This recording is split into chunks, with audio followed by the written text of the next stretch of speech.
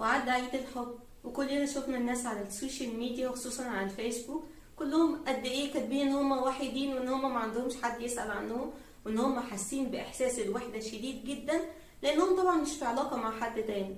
والحقيقة شعور الوحدة ده ما هوش خاص بس بالشخص اللي هو ملهوش علاقة مع حد تاني ان هو بيبقى وحيد بالشكل ده. الحقيقة ممكن الشخص يبقى وحيد وهو في وسط كل الناس، ممكن الشخص يبقى وحيد وهو ليه علاقة مع شخص تاني.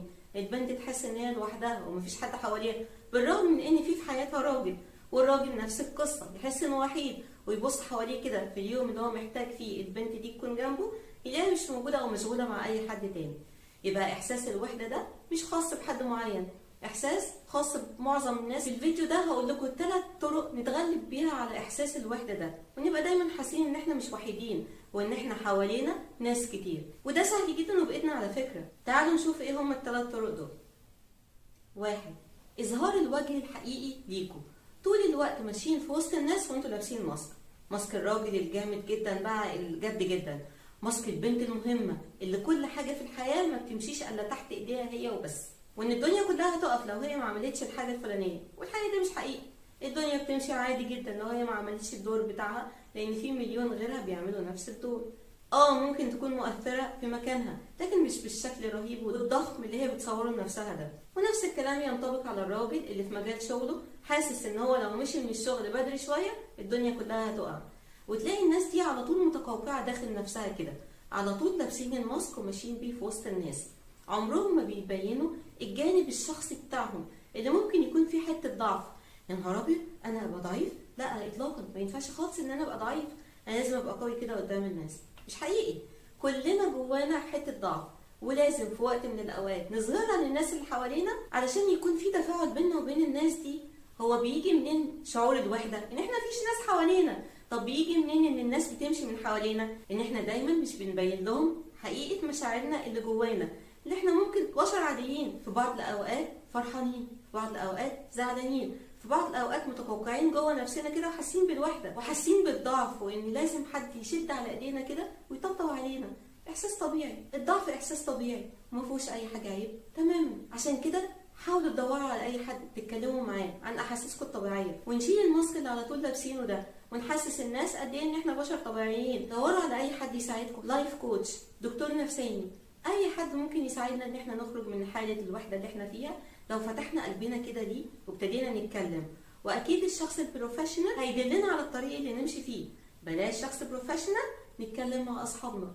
كنا بس نفتح قلبنا ونتكلم مع الناس اللي حوالينا كده بأريحية، قد ايه ده بيحسسنا ان احنا شلنا جزء كبير جدا من الضغط اللي موجود حوالينا، وفي نفس الوقت حسسنا الناس اللي حوالينا قد ايه ان احنا بنثق فيهم لدرجة ان احنا ممكن نفتح قلبنا ليهم، وده هيجذبهم حوالينا ويخلينا ابدا ما نحسش باحساس الوحدة الفظيع ده ويبعدوا خالص عننا. وده اللي هيوصلنا للطريقة التانية اللي تخلينا ننهي احساس الوحدة ده جوانا. تعالوا نشوف ايه هي.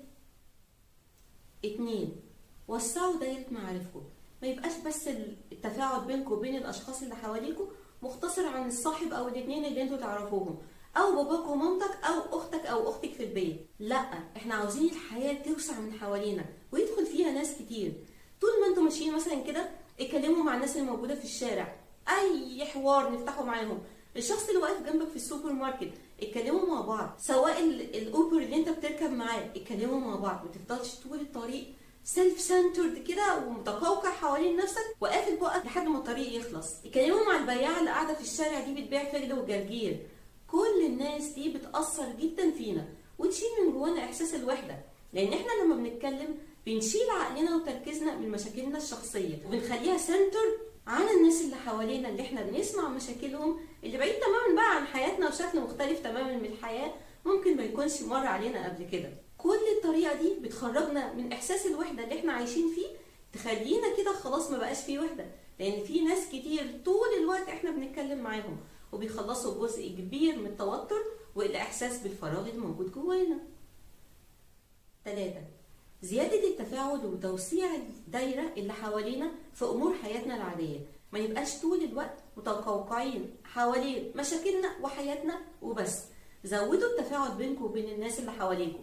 مثلا في شغلكم ساعدوا الناس اللي بيدخلوا عليكم المكتب كل يوم بكل قوة عندكم وبأي طريقة طريقه تقدروا تسهلوا لهم حياتهم وشغلهم بيها اعملوها. دوروا على اي حد محتاج مساعده ولو عمل تطوعي، واشغلوا نفسكم فيه، وخليكم تغوصوا تماما في مشاكل تانية خارج دايرتكم انتوا. اعملوا جروب صغير كده بينكم وبين اصحابكم اللي محتاجين مساعده، وكل واحد يقدم للتاني نصيحه حتى ولو شفويه. ويا سلام بقى لو كانت مساعده عينيه، ليه التبرع بجزء من وقتك مثلا عشان فعلا تتقابلوا وتبتدوا تتكلموا في المشاكل دي او اي حاجه. الشخص اللي دايما بيساعد الناس وبيعمل لنفسه دايره كبيره كده من الاشخاص اللي حواليه، اللي بياخد وبيدي معاهم ويتكلموا مع بعض ويحل لهم مشاكلهم، الشخص ده عمره طبعا ما هيبقى وحيد. هتجيله منين اصلا الوحده يعني؟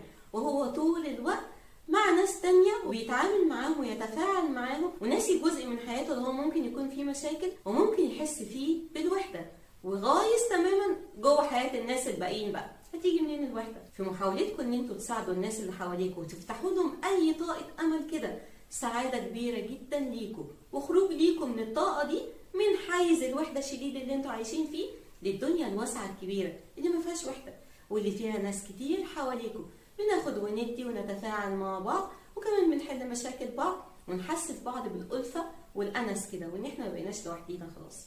لو أي حاجة من الحاجات اللي أنا قلتها دي في مقدرتكم إن أنتوا تعملوها، ما تترددوش ثانية واحدة إن أنتوا تعملوها. ولو طبقتوا ال3 طرق دول، لا يمكن أصلا تحسوا بأي واحدة موجودة في حياتكم بعد كده. جربوا وقولوا لي ودعوا. وأشوفكم الحلقة الجاية من كلام إلهام، وهنتناقش في موضوع تاني مهم برضه. هستناكم.